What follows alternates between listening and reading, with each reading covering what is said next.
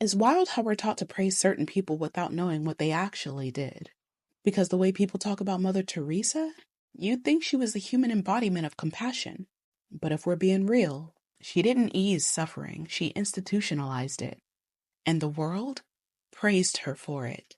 Born Agnes Boyajiu in 1910, she founded the Missionaries of Charity in India in 1950. Her whole image was built on helping the poorest of the poor.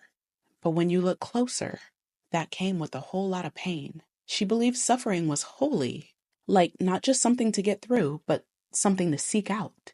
Her words, not mine. There is something beautiful about seeing the poor accept their lot. The world gains much from their suffering.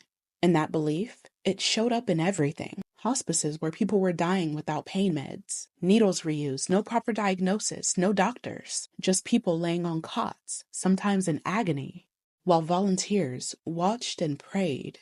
And that's not because the money wasn't there. She was pulling in tens of millions of dollars in donations.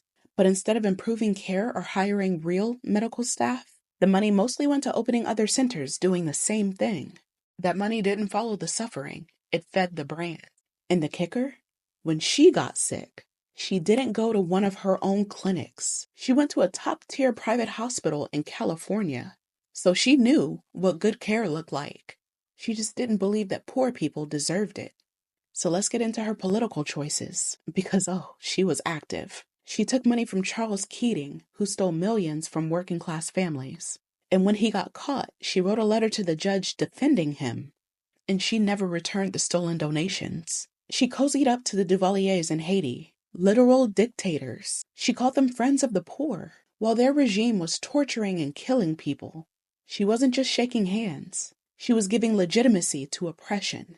And don't forget what she preached on stages like the Nobel Peace Prize podium. In front of the whole world, she said, "The greatest destroyer of peace today is abortion. Not war, not racism, not genocide. Abortion." And she fought against birth control, divorce, and women's autonomy in places where women were being brutalized. She didn't preach liberation. She preached obedience. And former members of her order, they've spoken out.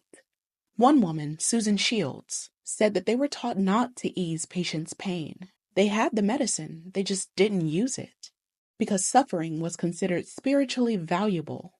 Let that sink in. So no, Mother Teresa wasn't a saint in the way that people like to imagine. She wasn't lifting people out of poverty. She was watching them suffer and calling it grace. She used pain as PR. She used poverty as a stage. And the world applauded because nobody wants to believe that their heroes are built on harm. But here's the truth. If you're glorifying suffering instead of ending it, you're not helping the poor, you're just using them. And that's what her legacy really is. Not holiness, just harm, with good lighting.